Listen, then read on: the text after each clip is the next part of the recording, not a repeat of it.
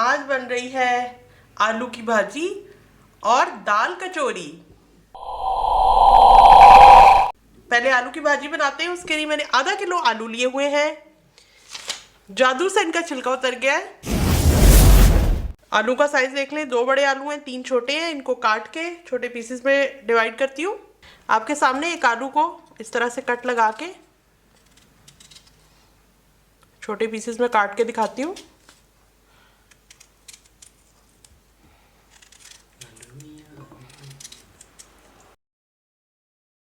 देखिए, मैं आलू डाल देती हूँ। नहीं है मुझे तमीज, नहीं है मुझे तमीज। काफी बाहर भी गिर गए हैं। चलो कोई बात नहीं, कुछ ना कुछ तो बच ही जाएंगे। 1 चाय का चम्मच नमक कांपते हाथों से डालें।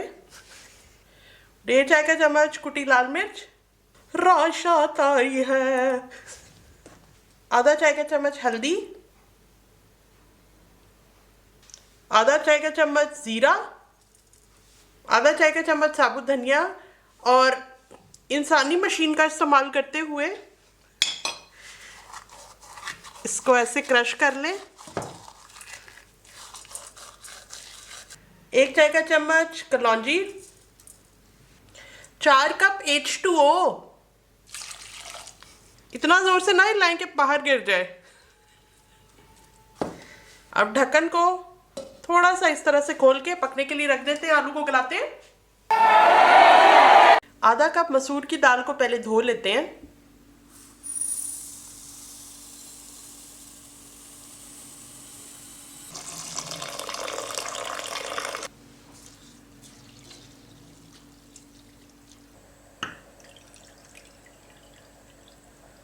दाल साफ हो गई है। अगर आपके पास जो दाल है वो ज़्यादा गंदी हो तो एक मरतबा फिर पानी से धो लें। मैं अब इसको पकने के लिए रख रही हूँ। 3 कप पानी ऐड कर रही हूँ उसमें।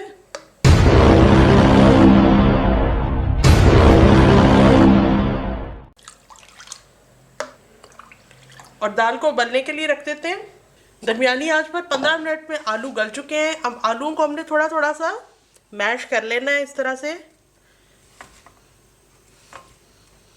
क्योंकि ऑयल हमने इस पर नहीं डाला तो बिल्कुल पानी पानी जैसी ग्रेवी ना लगे, बल्कि थिक सा गाढ़ा सा कुछ इसको हम बनाने की कोशिश करें इस तरह से। और बन भी जाएगा, टेंशन नॉट। जैसे देखिए, आधी देगची के अंदर मैंने अच्छी तरह से मैश करके आलूओं को उनकी मत मार दी है। जबरदस्त। तो तैयार है आलू की भाजी। 10 मिनट में दाल उबल के नरम हो गई है। अब इसमें जो एक्स्ट्रा पानी है वो निकाल देते हैं।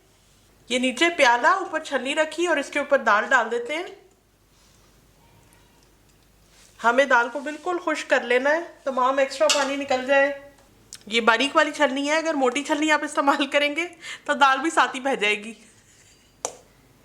10 मिनट इसी तरह से छोड़ दें, खुद ही से पानी नीचे चला जाएगा। ये देखें, प्याले में नीचे पानी जमा हो गया है और ये दाल जो है ड्राई हो गई है। इसको चम्मच की मदद से ही फेंक देते हैं। पेस्ट लाइक हमने इसका बना लेना है। जो इसका दाना है वो बिल्कुल इस तरह से तोड़ लेंगे, चम्मच से दबा दबा के।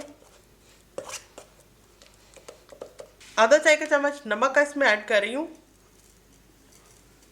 1 चौथाई चाय का चम्मच हल्दी। मिक्स कर लेते हैं अच्छी तरह। कचौरी की स्टफिंग रेडी हो गई। अब कचौरी बनाने के लिए आटा गूंदना है। तो पहले प्याले के अंदर आधा कप कुकिंग ऑयल, आधा कप पानी, 1 चाय का चम्मच नमक। नमक को अच्छी तरह से मिक्स कर लेना है, नमक मुकम्मल तौर पे घुल जाए। 2 कप मैदा मैं इसमें ऐड कर रही हूँ और ये कप के अंदर मैंने दबा दबा के नहीं भरा, इस तरह लाइटली भरा है। राम राम सी, राम राम सी। पहले स्पैटुला से मिक्स कर रही हूँ ताकि मेरे हाथ लत पत ना हो।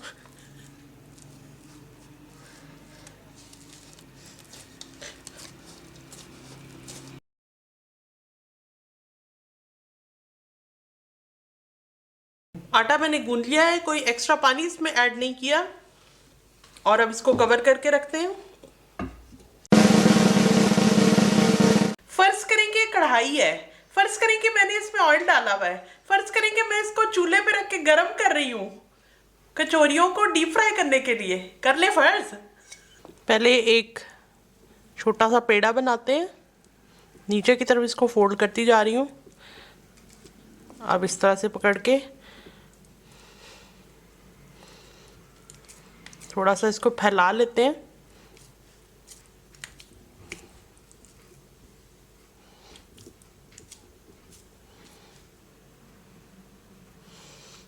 एक चाय के चम्मच के बराबर दाल सिर्फ हम इसमें डालेंगे, बहुत ज़्यादा नहीं।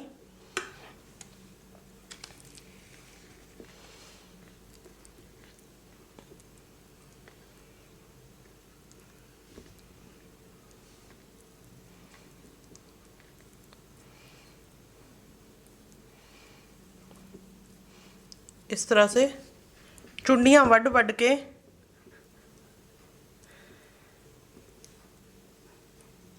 इसको हमने बंद करना है। ये देखें यहाँ से खुल रही है, इसको फिर से बंद कर देंगे। ऐ ही बन गया।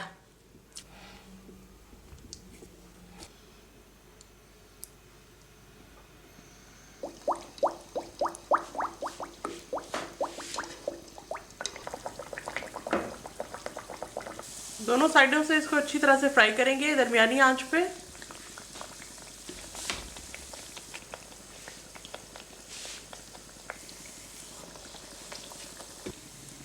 देखिए दोनों साइडों से इसको हमने फ्राई कर लिया है, ब्राउन शेड आ गया है, बस रेडी है।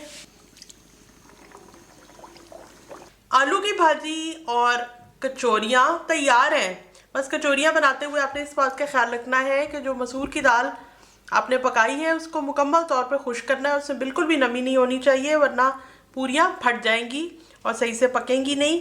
तो रेडी है। छोटी छोटी इसी तरह से ही बनती हैं, एक पर्सन जो है वो कई कचौरियाँ खा सकता है। तो बनाएं और एंजॉय करें। अब मुझे बुरा भला मत कहें अगर आपकी कचौरियाँ फट जाएं।